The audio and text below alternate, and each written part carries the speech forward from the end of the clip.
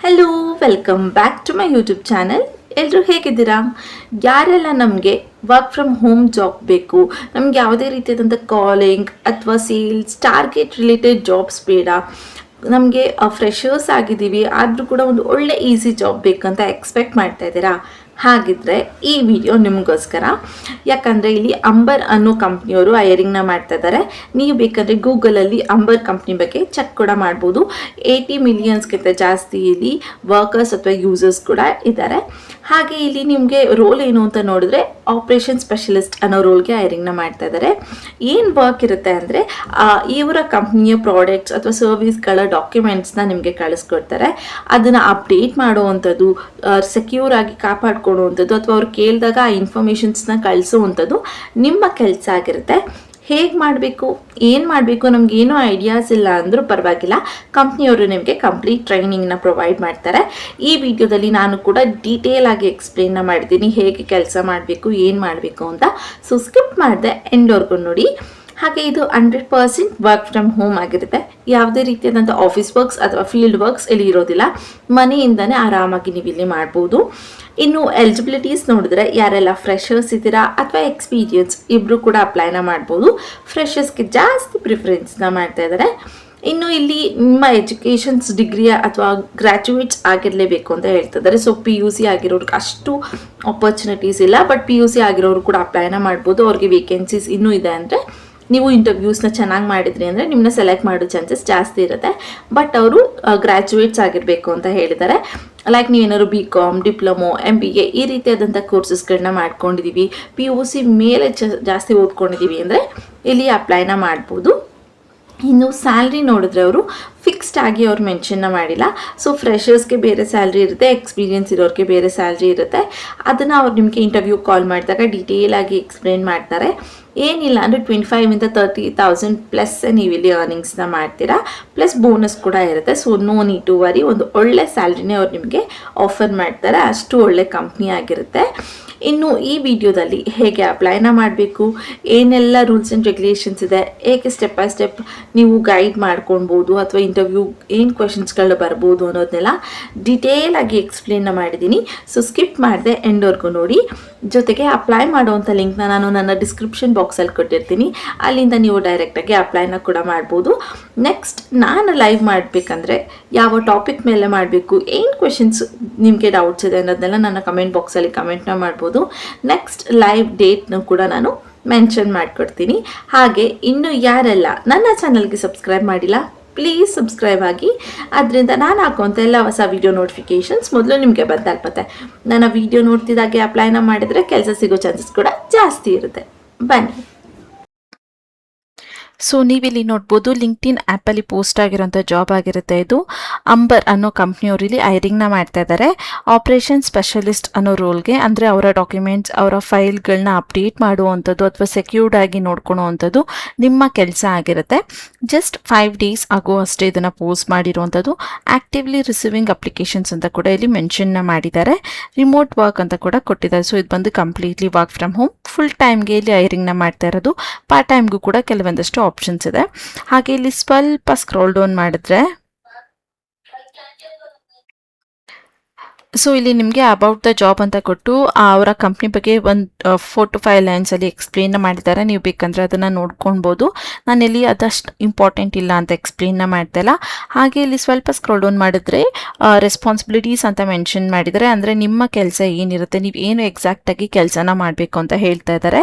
Maintain update knowledge of organisation products, service and customers service policies ಅಂತ ಕೊಟ್ಟಿದ್ದಾರೆ. So ಇಲ್ಲಿ ನೀವು ಅವರ ಲೈಕ್ ಡಾಕ್ಯುಮೆಂಟ್ಸ್ ಅಥವಾ ಮೇಂಟೈನ್ ಮಾಡಬೇಕಾಗಿರುತ್ತೆ ಆರ್ಗನೈಸೇಷನಲ್ ಪ್ರಾಡಕ್ಟ್ಸ್ಗಳನ್ನ ಅಂತ ಹೇಳ್ತಿದ್ದಾರೆ. ಸೊ ಅವರ ಪ್ರಾಡಕ್ಟ್ಸ್ಗಳಿರುತ್ತೆ ಅಲ್ವಾ, ಅದ್ರದ್ದು ಆರ್ಗನೈಸೇಷನ್ ಮಾಡಿ, ಅಂದರೆ ಆರ್ಗನೈಸ್ ಮಾಡಿ ಅದನ್ನು ಅಪ್ಡೇಟ್ ಮಾಡಬೇಕಾಗಿರುತ್ತೆ. ಸರ್ವಿಸ್ಗಳು ಏನೇನಿದೆ ಅನ್ನೋದನ್ನ ಅಪ್ಡೇಟ್ ಮಾಡಬೇಕಾಗಿರುತ್ತೆ. ಹಾಗೆ ಕಸ್ಟಮರ್ ಪಾಲಿಸೀಸ್ಗಳೇನಿದೆ ಅನ್ನೋದನ್ನ ಅವರ ವೆಬ್ಸೈಟ್ ಆಗಿರ್ಬೋದು ಅಥವಾ ಅವರ ಆ್ಯಪ್ ಆಗಿರ್ಬೋದು ಅಲ್ಲಿ ನೀವು ಟೈಪ್ ಮಾಡಬೇಕಾಗಿರುತ್ತೆ, ಅಪ್ಡೇಟ್ ಮಾಡಬೇಕಾಗಿರುತ್ತೆ ಅಂತ ಹೇಳ್ತಿದ್ದಾರೆ. ಇನ್ನು document interactions when necessary, complete documents and forward informations to interested partners ಅಂತ ಕೊಟ್ಟಿದ್ದಾರೆ. ಸೊ ಇಲ್ಲಿ ಅವರ ಡಾಕ್ಯುಮೆಂಟ್ಸ್ಗಳು ಏನೇನಿರುತ್ತೆ ಅಲ್ವಾ, ಲೈಕ್ ಅವರು ಹೀಗೆ ಆಲ್ರೆಡಿ ಹೇಳಿರೋ ಹಾಗೆ ಆರ್ಗನೈಸೇಷನ್ ಪ್ರಾಡಕ್ಟ್ಸ್ಗಳನ್ನ, ಸರ್ವಿಸ್ಗಳನ್ನ, ಕಸ್ಟಮರ್ಸ್ ಪಾಲಿಸೀಸ್ಗಳನ್ನ ನೀವು ಫೀಡ್ ಮಾಡಬೇಕಾಗಿರುತ್ತೆ. ಅವರ ವೆಬ್ಸೈಟ್ ಆಗಿರ್ಬೋದು ಅಥವಾ ಅವರ ಇನ್ಸ್ಟಾಗ್ರಾಮ್ ಅಥವಾ ಯೂಟ್ಯೂಬ್ ಅಕೌಂಟ್ಸ್ಗಳಾಗಿರ್ಬೋದು, ಅಲ್ಲಿ ನೀವು ಅಪ್ಡೇಟ್ ಮಾಡಬೇಕಾಗಿರುತ್ತೆ, ಟೈಪ್ ಮಾಡಿ ಕಳಿಸ್ಬೇಕಾಗಿರುತ್ತೆ ಅಂತ ಹೇಳ್ತಿದ್ದಾರೆ ಅಲ್ವಾ. ಅದನ್ನು ನೀವು ನೆಸೆಸಿಟಿ ಇದ್ದಾಗ ಕಂಪ್ನಿಯವ್ರಿಗೆ ಅಥವಾ ಅವರ ಪಾರ್ಟ್ನರ್ಸ್ಗಳಿಗೂ ಕೂಡ ಸೆಂಡ್ ಮಾಡಬೇಕಾಗಿರುತ್ತೆ ಅಂತ ಹೇಳ್ತಿದ್ದಾರೆ.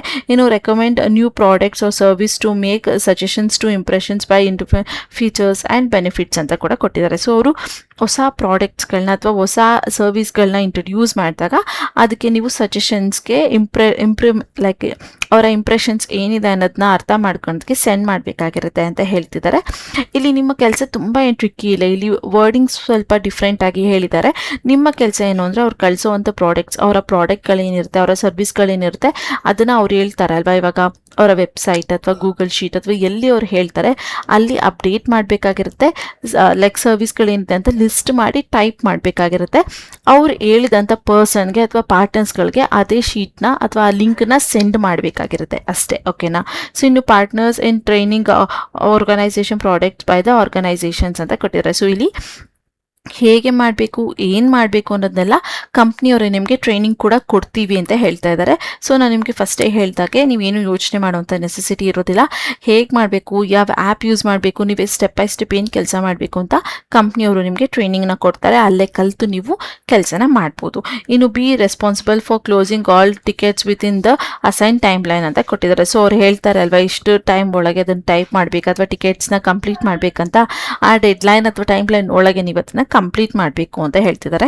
ಇನ್ನು maintain necessary SLSA for the smooth functions of the department ಅಂತ ಕೊಟ್ಟಿದ್ದಾರೆ. ಸೊ ಅವ್ರದ್ದು ಏನು ಲೈಕ್ ಸರ್ವಿಸಸ್, ಪ್ರಾಡಕ್ಟ್ಸ್ಗಳು ಅಥವಾ ಅಸೈನ್ಮೆಂಟ್ಸ್ನ ಕೊಟ್ಟಿರ್ತಾರೆ ಅದನ್ನು ಟೈಮ್ ಕರೆಕ್ಟಾಗಿ ನೀವು ಇಲ್ಲಿ ಫಿನಿಶ್ ಮಾಡಬೇಕಾಗಿರುತ್ತೆ. ಅದರಿಂದ ಸ್ಮೂತಾಗಿ ಡಿಪಾರ್ಟ್ಮೆಂಟ್ ಬೇರೆ ಏನೇನು ಡಿಪಾರ್ಟ್ಮೆಂಟ್ಸ್ಗಳಿರುತ್ತೆ ಕಂಪ್ನಿಯಲ್ಲಿ ಅದು ಸ್ಮೂತಾಗಿ ರನ್ ಆಗುತ್ತೆ. ಸೊ ನಿಮ್ಮ ಕೆಲಸ ಇಲ್ಲಿ ತುಂಬ ಇಂಪಾರ್ಟೆಂಟ್ ಆಗಿರುತ್ತೆ ಅಂತ ಹೇಳ್ತಿದ್ದಾರೆ. ಇನ್ನು ಸ್ಕಿಲ್ಸ್ ರೆಸ್ಪಾನ್ಸಿಬಿಲಿಟೀಸ್ ನೋಡಿದ್ರೆ excellent writing and oral communication skill ಅಂತ ಕೊಟ್ಟಿದ್ದಾರೆ. ಸೊ ನಿಮಗೆ ಇಲ್ಲಿ ತುಂಬ ಚೆನ್ನಾಗಿ ಬರೆಯೋದಕ್ಕೆ ಹಾಗೆ ಕಮ್ಯುನಿಕೇಷನ್ ಸ್ಕಿಲ್ ಇರಬೇಕು ಮಾತಾಡೋದ್ರಲ್ಲಿ ಅಂತ ಹೇಳ್ತಿದ್ದಾರೆ. ಇನ್ನು ಆ್ಯಕ್ಟಿವ್ಲಿ ಲಿಸನಿಂಗ್ ಸ್ಕಿಲ್ಸ್ ಅಂತ ಕೊಟ್ಟಿದ್ದಾರೆ. ಸೊ ಕೆಲವೊಬ್ರು ಏನು ಮಾಡ್ತಾರೆ ಅಂದರೆ ತುಂಬ ಚೆನ್ನಾಗಿ ಕಮ್ಯುನಿಕೇಟ್ ಮಾಡೋದಕ್ಕೆ ಬರುತ್ತೆ, ರೈಟಿಂಗ್ ಓದೋದಕ್ಕೂ ತುಂಬ ಚೆನ್ನಾಗಿ ಬರುತ್ತೆ. ಬಟ್ ಹೈಯರ್ ಆಫೀಸರ್ಸ್ ಅಥವಾ ಅವರ ಕಸ್ಟಮರ್ಸ್ ಏನು ಹೇಳ್ತಾ ಇದ್ದಾರೆ ಅನ್ನೋದನ್ನ ಕೇಳಿಸ್ಕೊಳೋಕ್ಕೆ ರೆಡಿ ಇರೋದಿಲ್ಲ. ಅವ್ರು ಹೇಳಬೇಕಾದ್ರೆ ಮಧ್ಯದಲ್ಲಿ ಮಾತಾಡೋ ಅಂಥದ್ದು, ಅವ್ರಿಗೆ ಏನು ಹೇಳಬೇಕಂತ ಇದ್ದಾರೆ ಅದನ್ನು ಹೇಳಕ್ಕೆ ಬಿಡದೇ ಇರೋವಂಥದ್ದು ತಪ್ಪನ್ನ ಮಾಡ್ತಾರೆ. ಸೊ ಇಲ್ಲಿ ನಿಮಗೆ ಲಿಸನಿಂಗ್ ಸ್ಕಿಲ್ಸ್ ಇರಬೇಕು ಅಂತ ಹೇಳ್ತಿದ್ದಾರೆ. ಸೊ ಇಲ್ಲಿ ನೀವು ಕಸ್ಟಮರ್ಸ್ ಜೊತೆ ಮಾತಾಡಬೇಕು ಅನ್ನೋದು ಏನಿಲ್ಲ, ಬಟ್ ನಿಮ್ಮ ಹೈಯರ್ ಆಫೀಸರ್ಸ್ ಏನು ಹೇಳ್ತಾರೆ ಅದನ್ನು ಕರೆಕ್ಟಾಗಿ ಕೇಳಿಸ್ಕೊಂಡು ನೀವು ಇಲ್ಲಿ ಕೆಲಸನ ಮಾಡಬೇಕಾಗಿರುತ್ತೆ. ಇನ್ನು good time management and planning skills ಅಂತ ಕೂಡ ಕೊಟ್ಟಿದ್ದಾರೆ. ಸೊ ಇಲ್ಲಿ ನೀವು ಕರೆಕ್ಟಾಗಿ ನೀವು ಟೈಮ್ನ ಮ್ಯಾನೇಜ್ ಮಾಡಬೇಕಾಗಿರುತ್ತೆ. ಪ್ಲ್ಯಾನಿಂಗ್ ಸ್ಕಿಲ್ಸ್ ಅಂತ ಹೇಳ್ತಾರೆ. ಸೊ ಇಲ್ಲಿ ಯಾವುದನ್ನು ಯಾವಾಗ ಮಾಡಬೇಕು, ಟೈಮ್ನ ಮ್ಯಾನೇಜ್ ಮಾಡೋಕ್ಕೆ ಪ್ಲ್ಯಾನಿಂಗ್ ನಿಮಗೆ ಸ್ಕಿಲ್ಸ್ ಇರಬೇಕು ಅಂತ ಕೂಡ ಹೇಳಿದ್ದಾರೆ. ಆರ್ಗನೈಸಿಂಗ್ ಹ್ಯಾಂಡಲಿಂಗ್ ಸ್ಕಿಲ್ಸ್ ಅಂತ ಕೊಟ್ಟಿದ್ದಾರೆ. ಸೊ ಇಲ್ಲಿ ಆಬ್ಜೆಕ್ಷನ್ಸ್ಗಳು ಬರುತ್ತೆ ಅಲ್ವಾ, ಅದನ್ನು ಹ್ಯಾಂಡಲ್ ಮಾಡುವಂಥ ಸ್ಕಿಲ್ಸ್ ನಿಮ್ಮಲ್ಲಿ ಇರಬೇಕು ಅನ್ನೋದು ಕೂಡ ಹೇಳ್ತಿದ್ದಾರೆ. ಇನ್ನು ನಾನು ನಿಮ್ಗೆ ಆಲ್ರೆಡಿ ಹೇಳಿರೋ ಹಾಗೆ ಕ್ವಾಲಿಫಿಕೇಷನ್ಸ್ ನೋಡಿದ್ರೆ ಗ್ರ್ಯಾಜುಯೇಟ್ಸ್ ಆಗಿರಬೇಕು ಅಂತ ಹೇಳ್ತಿದ್ದಾರೆ. ಸೊ ನೀವೇನಾದ್ರು BCom ಮಾಡ್ಕೊಂಡಿದ್ದೀನಿ ಅಥವಾ ಡಿಪ್ಲೊಮೊ ಮಾಡ್ಕೊಂಡಿದ್ದೀನಿ, MBA ಮಾಡ್ಕೊಂಡಿದ್ದೀನಿ, ಏನೇ ಮಾಡ್ಕೊಂಡಿದ್ರು ಇಲ್ಲಿ ನೀವು ಅಪ್ಲೈನ ಮಾಡ್ಬೋದು. ಬಟ್ ಅಟ್ಲೀಸ್ಟ್ ನೀವು ಗ್ರ್ಯಾಜುಯೇಟ್ಸ್ ಆಗಿರಬೇಕು, PUC ಪ್ಲಸ್ ಓದಿರಬೇಕು ಅಂತ ಹೇಳ್ತಾ ಇದ್ದಾರೆ. ಇನ್ನು ಇದಿಷ್ಟು ಕೆಲಸದ ಬಗ್ಗೆ ಕಂಪ್ಲೀಟ್ ಇನ್ಫಾರ್ಮೇಷನ್ಸ್ ಆಗಿರುತ್ತೆ. ನಿಮ್ಮ ಕೆಲಸ ತುಂಬಾ ಸಿಂಪಲ್ ಆಗಿರುತ್ತೆ, ಬಟ್ ಇಲ್ಲಿ ಟ್ರಿಕ್ಕಿಯಾಗಿ ಕೊಟ್ಟಿದ್ದಾರೆ ಅಷ್ಟೇ. ಯಾಕೆಂದರೆ ನೀವು ಎಷ್ಟು ಚೆನ್ನಾಗಿ ಅರ್ಥ ಮಾಡ್ಕೊತೀರಾ ಅನ್ನೋದು ಅದ್ರ ಮೇಲೆ ಡಿಪೆಂಡ್ ಆಗಿರುತ್ತೆ. ಅವರು ಕಳಿಸೋವಂಥ ಅವರ ಪ್ರಾಡಕ್ಟ್ಸ್ ಲಿಸ್ಟ್ ಆಗಿರ್ಬೋದು, ಸರ್ವಿಸ್ ಲಿಸ್ಟ್ ಆಗಿರ್ಬೋದು, ಅಥವಾ ಕಸ್ಟಮರ್ಸ್ಗೆ ಪಾಲಿಸೀಸ್ ಲಿಸ್ಟ್ಗಳನ್ನ ನೀವು ಲೈಕ್ ಟೈಪ್ ಮಾಡಿ ಅಥವಾ ಫೀಡ್ ಮಾಡಿ ಅಪ್ಡೇಟ್ ಮಾಡುವಂಥದ್ದು ನಿಮ್ಮ ಕೆಲಸ ಆಗಿರುತ್ತೆ. ಬೇಕಾದಾಗ ಅಥವಾ ನೆಸೆಸಿಟಿ ಇದ್ದಾಗ ಅದನ್ನು ಅವರ ಪಾರ್ಟ್ನರ್ಸ್ಗಳಿಗೆ ಸೆಂಡ್ ಮಾಡುವಂಥದ್ದು, ಮೇಂಟೈನ್ ಮಾಡುವಂಥದ್ದು ನಿಮ್ಮ ಕೆಲಸ ಅಂತ ಹೇಳ್ತಿದ್ದಾರೆ. ಸೊ ಈ ರೀತಿ ಈಸಿಯಾಗಿ ನೀವು ಮನೇಲಿ ಕೆಲಸ ಮಾಡ್ತಾ ಹೋಗ್ಬೋದು. ಇಲ್ಲಿ ಸ್ಯಾಲ್ರಿನ ಮೆನ್ಷನ್ ಮಾಡಿಲ್ಲ, ಯಾಕಂದರೆ ಫ್ರೆಷರ್ಸ್ಗೆ ಬೇರೆ ಇರುತ್ತೆ, ಎಕ್ಸ್ಪೀರಿಯನ್ಸ್ ಇರೋರಿಗೆ ಬೇರೆ ಇರುತ್ತೆ. ಸೊ ಅದರಿಂದ ಇಲ್ಲಿ ಅವರು ಮೆನ್ಷನ್ನ ಮಾಡಿಲ್ಲ. ನಿಮಗೆ ಇಂಟರ್ವ್ಯೂ ಕಾಲ್ ಮಾಡಿದಾಗ ಅವರು ಡೀಟೇಲ್ ಆಗಿ ಎಕ್ಸ್ಪ್ಲೈನ್ನ ಮಾಡ್ತಾರೆ. ಇನ್ನು ಹೇಗೆ ಅಪ್ಲೈನ ಮಾಡಬೇಕಂತ ನೋಡಿದ್ರೆ ಇಲ್ಲಿ ಈಸಿ ಅಪ್ಲೈ ಮೇಲೆ ಕ್ಲಿಕ್ನ ಮಾಡಿದ್ರೆ ಅದು ನಿಮಗೆ ಇನ್ನೊಂದು ಇಂಟರ್ಫೇಸ್ ಓಪನ್ ಆಗುತ್ತೆ. ಜಸ್ಟ್ ಅ ಮಿನಿಟ್, ಇಲ್ಲಿ ಸ್ವಲ್ಪ ಸರ್ವರ್ ಪ್ರಾಬ್ಲಮ್ ಇರೋದ್ರಿಂದ ಲೇಟ್ ಆಗ್ತಾ ಇದೆ. ಐ ಆಮ್ ಸೋ ಸಾರಿ, ಇಲ್ಲಿ ನಾನು ಕ್ಲಿಕ್ ಮಾಡ್ತಾ ಇದ್ದೀನಿ ಬಟ್ ಓಪನ್ ಆಗ್ತಾ ಇಲ್ಲ, ಯಾಕೆ ಅಂತ ನನಗೆ ಗೊತ್ತಿಲ್ಲ. ಬಟ್ ನೀವು ಇಲ್ಲಿ ಈಸಿ ಅಪ್ಲೈ ಮೇಲೆ ಕ್ಲಿಕ್ನ ಮಾಡಿದ್ರೆ ನಿಮಗೆ ಒಂದು ಫಾರ್ಮ್ ಓಪನ್ ಆಗುತ್ತೆ. ಅಲ್ಲಿ ನೀವು ನಿಮ್ಮ ಅಫಿಷಿಯಲ್ ಇಮೇಲ್ ID ಹಾಗೆ ನಿಮ್ಮ ಕಾಂಟ್ಯಾಕ್ಟ್ ನಂಬರ್ ಹಾಗೆ ಜಸ್ಟ್ ಯಾವ ಕಂಟ್ರಿ ಅನ್ನೋದನ್ನ ಸೆಲೆಕ್ಟ್ ಮಾಡಿಕೊಂಡು ನೆಕ್ಸ್ಟ್ ಅಂತ ಕೊಟ್ಟರೆ ನಿಮಗೆ ಅಪ್ಡೇಟೆಡ್ ರೆಸ್ಯೂಮ್ನ ಅಪ್ಲೋಡ್ ಮಾಡೋಕ್ಕೆ ಕೇಳುತ್ತೆ.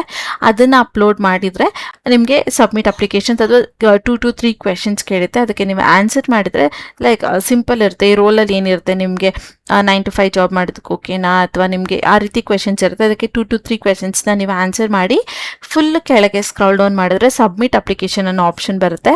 ಅದ್ರ ಮೇಲೆ ಕ್ಲಿಕ್ನ ಓಕೆ ಇಲ್ಲಿ ಓಪನ್ ಆಯಿತು. ನಾನು ನಿಮ್ಗೆ ಆಲ್ರೆಡಿ ಹೇಳಿದಾಗೆ ಇಲ್ಲಿ ನಿಮ್ಮ ಅಫಿಷಿಯಲ್ ಇಮೇಲ್ ID ಕೊಡಬೇಕಾಗಿರುತ್ತೆ, ಯಾವ ಕಂಟ್ರಿ ಸೆಲೆಕ್ಟ್ ಮಾಡಬೇಕಾಗಿರುತ್ತೆ, ಅದಾದಮೇಲೆ ಇಲ್ಲಿ ನಿಮ್ಮ ಕಾಂಟ್ಯಾಕ್ಟ್ ನಂಬರ್ ಕೊಟ್ಟು ನೆಕ್ಸ್ಟ್ ಅಂತ ಸಬ್ಮಿಟ್ ಮಾಡಬೇಕಾಗಿರುತ್ತೆ. ಆಮೇಲೆ ಇಲ್ಲಿ ನೀವು ಅಪ್ಡೇಟೆಡ್ ರೆಸ್ಯೂಮ್ನ ಕೊಡಬೇಕಾಗಿರುತ್ತೆ. ಇರೋದು ಅಪ್ಡೇಟ್ ಇದ್ದಿರೋ ವೆಲ್ ಆ್ಯಂಡ್ ಗುಡ್, ಇಲ್ಲ ಅಂದರೆ ಇಲ್ಲಿ ಅಪ್ಲೋಡ್ ರೆಸ್ಯೂಮ್ ಮೇಲೆ ಕ್ಲಿಕ್ನ ಮಾಡಿ ನಿಮ್ಮ ರೆಸ್ಯೂಮ್ನ ಅಪ್ಲೋಡ್ ಮಾಡ್ಬೋದು. ಸೊ ನೆಕ್ಸ್ಟ್ ಮೇಲೆ ಕ್ಲಿಕ್ನ ಮಾಡಿದ್ರೆ ಜಸ್ಟ್ ಇಲ್ಲಿ ನಿಮಗೆ ಒಂದೇ ಒಂದು ಕ್ವೆಶನ್ ಕೇಳಿದೆ. This is a remote internship organisation freshers only if you have a laptop and stable wifi we are stable. Okay, ಇಲ್ಲಿ ಇದು ಫ್ರೆಷರ್ಸ್ಗೆ ಮಾತ್ರ ಓಪನ್ ಇರೋವಂಥ ಕೆಲಸ ಆಗಿರುತ್ತೆ. ನಿಮ್ಮ ಹತ್ರ ಒಂದು ಲ್ಯಾಪ್ಟಾಪ್ ಮತ್ತು ಲೈಕ್ ಸ್ಟೇಬಲ್ ವೈಫೈ ಕನೆಕ್ಷನ್ಸ್ ಇರಬೇಕಾಗಿರುತ್ತೆ. 12 ಅಥವಾ 15+ ನಾವಿಲ್ಲಿ ನಿಮಗೆ ಸ್ಯಾಲ್ರಿನ ಸ್ಟಾರ್ಟಿಂಗ್ 3 months ಕೊಡ್ತೀವಿ ಅಂತ ಕೇಳ್ತಾ ಇದ್ದಾರೆ. ಸೊ ನೀವಿಲ್ಲಿ ಎಸ್ ಅಂತ ಕೊಡ್ಬೋದು, ಯಾಕಂದರೆ ಅವರು ಜಸ್ಟ್ ಫ್ರೆಷರ್ಸ್ ಆಗಿರೋದ್ರೆ ನಿಮಗೆ ಟ್ರೈನಿಂಗ್ನ ಕೊಡ್ತಾರೆ. ಅದರಿಂದ ಸ್ಟಾರ್ಟಿಂಗ್ 3 months ನಿಮಗೆ 15 ಆ ಥರ ಕೊಡ್ತಾರೆ. ಅದಾದಮೇಲೆ 20-25ನ ಇನ್ಕ್ರೀಸ್ ಮಾಡ್ತಾ ಹೋಗ್ತಾರೆ 3 months ಆದಮೇಲೆ. ಸೊ ಎಸ್ ಅಂತ ಕೊಟ್ಟು ರಿವ್ಯೂ ಅನ್ನೋದ್ರ ಮೇಲೆ ಕ್ಲಿಕ್ನ ಮಾಡಿ ಇಲ್ಲಿ ನೀವು ಕೊಟ್ಟಿರೋಂಥ ಎಲ್ಲ ಕ್ವೆಶನ್ಸ್ಗಳನ್ನೂ ಇಲ್ಲೊಂದ್ಸಲ ತೋರಿಸುತ್ತೆ. ನೀವು ಆನ್ಸರ್ ಮಾಡಿರೋದು ಕರೆಕ್ಟಾಗಿದ್ದರೆ ವೆಲ್ ಆ್ಯಂಡ್ ಗುಡ್, ಇಲ್ಲಾಂದರೆ ಎಡಿಟ್ ಆಪ್ಷನ್ ಮೇಲೆ ಕ್ಲಿಕ್ನ ಮಾಡಿ ನೀವು ಎಡಿಟ್ ಕೂಡ ಮಾಡ್ಬೋದು. ಇಲ್ಲ ಎಲ್ಲ ಆನ್ಸರ್ಸ್ ಕರೆಕ್ಟ್ ಆಗಿದೆ ಅಂದರೆ ಜಸ್ಟ್ ಇಲ್ಲಿ ಸಬ್ಮಿಟ್ ಅಪ್ಲಿಕೇಶನ್ ಮೇಲೆ ಕ್ಲಿಕ್ನ ಮಾಡಿದ್ರೆ ನಿಮ್ಮ ಅಪ್ಲಿಕೇಶನ್ ಇಲ್ಲಿ ಸಕ್ಸಸ್ಫುಲ್ ಆಗಿ ಸಬ್ಮಿಟ್ ಆಗುತ್ತೆ. ಇದಾದ ಮೇಲೆ ನೀವು ಕೊಟ್ಟಿರೋಂಥ ಇಮೇಲ್ ID ಅಥವಾ ಕಾಂಟ್ಯಾಕ್ಟ್ ನಂಬರ್ಗೆ ಅವರ ಕಡೆಯಿಂದ ಕಾಲ್ ಅಥವಾ ಇಮೇಲ್ ಬರುತ್ತೆ. ಆದಷ್ಟು ನಿಮ್ಮ ಇಮೇಲ್ಗಳ ಸ್ಪ್ಯಾಮ್ ಲಿಸ್ಟ್ನು ಕೂಡ ಚೆಕ್ ಮಾಡ್ಕೊತಾ ಇರಿ, ಜಂಕ್ ಫೋಲ್ಡರ್ ಕೂಡ ಚೆಕ್ ಮಾಡ್ಕೊಳ್ಳಿ. ಯಾವುದೇ ಅನ್ನೋನ್ ನಂಬರಿಂದ ಕಾಲ್ ಬಂದರೂ ರಿಸೀವ್ ಮಾಡಿ ಕಾನ್ಫಿಡೆಂಟ್ ಆಗಿ ಆನ್ಸರ್ನ ಮಾಡಿ. ಅನ್ನೋನ್ ನಂಬರಿಂದ ಬಂತು ಅಂತ ಲೈಕ್ ಜಸ್ಟ್ ಏನೋ ಬೈದಲ್ಲಿ ಮಾತಾಡೋಕ್ಕೆ ಹೋಗಬೇಡಿ. ಕಾಲ್ ಮಾಡಿ ಇಂಥ ಕಂಪ್ನಿ ಅಂತ ಹೇಳ್ತಿದ್ದಾಗೆ ನೀವು ಲೈಕ್ ಕಾನ್ಫಿಡೆಂಟಾಗಿ ಮಾತಾಡಿ. ಸೊ ನಾನು ಸ್ಟಾರ್ಟಿಂಗಲ್ಲೇ ಹೇಳಿದೆ ಇಂಟರ್ವ್ಯೂ ಬಗ್ಗೆ ನಾನೊಂದು ಟಿಪ್ನೇ ಕೊಡ್ತೀನಿ ಅಂತ. ಸೊ ಫಸ್ಟ್ ಟಿಪ್ ಇದೇ ಆಗಲಿ, ಲೈಕ್ ಇಂಟರ್ವ್ಯೂ ಅವ್ರು ಕಾಲ್ ಮಾಡಿದಾಗ ನಿಮಗೆ ಸ್ಟಾರ್ಟಿಂಗಲ್ಲಿ ಅದು ಅನ್ನೋನ್ ನಂಬರಿಂದ ಬಂದಿರುತ್ತೆ. ಸೊ ನಿಮಗೆ ಯಾರು ಅಂತ ಗೊತ್ತಿಲ್ಲದೆ ಲೈಕ್ ಯಾರು ಏನು ಯಾಕೆ ಇದೆಲ್ಲ ಕ್ವೆಶನ್ಸ್ನ ಕೇಳಬೇಡಿ. ಸೊ ಹಲೋ ಅಂತ ಹೇಳ್ತಿದ್ದಾಗೆ ಅವರು ಇಂಥ ಕಂಪ್ನಿಯಿಂದ ಜಾಬ್ಗೆ ಅಪ್ಲೈ ಮಾಡಿದ್ರಲ್ಲ, ಸೊ ಅದ್ರ ರಿಲೇಟೆಡ್ ಕಾಲ್ ಮಾಡಿದ್ದೀನಿ ಅಂತ ಹೇಳ್ತಿದ್ದಾಗೆ ನಿಮಗೆ ಅದ್ರ ಬಗ್ಗೆ ನೆನಪಿದೆಯೋ ಇಲ್ವೋ ಅದು ಮ್ಯಾಟರ್ ಆಗೋದಿಲ್ಲ. ಎಸ್ ಮ್ಯಾಮ್ ಅಂತ ಹೇಳಬೇಕು, ಓಕೆನಾ? ಸೊ ಎಸ್ ಅಂತಾನೆ ಹೇಳಬೇಕು ನೀವು. ಅದಾದಮೇಲೆ ಅವ್ರು ಕೆಲವೊಂದಷ್ಟು ಕ್ವೆಶನ್ಸ್ ಕೇಳ್ತಾರೆ. ನಿಮ್ಮ ಬಗ್ಗೆ ನೀವು ಇಂಟ್ರೊಡಕ್ಷನ್ಸ್ ಕೊಡಿ, ಅಥವಾ ನಿಮ್ಮ ಸ್ಯಾಲ್ರಿ ಎಕ್ಸ್ಪೆಕ್ಟೇಷನ್ಸ್ ಏನಿದೆ, ಈ ರೋಲ್ಗೆ ಏನಕ್ಕೆ ಅಪ್ಲೈ ಮಾಡಿದ್ರಿ, ನಿಮಗೆ ಪ್ರೀವಿಯಸ್ ಎಕ್ಸ್ಪೀರಿಯನ್ಸ್ ಇದೆಯಾ, ಏನು ಓದಿದ್ದೀರಾ, ಇದೆಲ್ಲ ಕೇಳ್ತಾರೆ.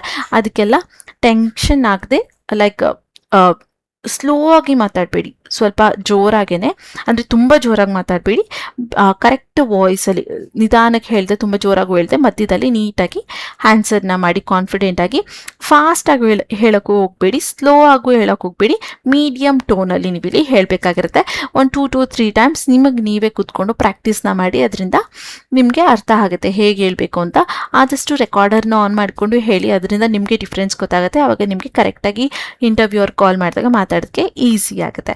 ಇದು ನಾನು ನಿಮಗೆ ಕೊಡ್ತಿರೋಂಥ ಇಂಟರ್ವ್ಯೂ ಅಲ್ಲಿ ಟಿಪ್ ಆಗಿರುತ್ತೆ.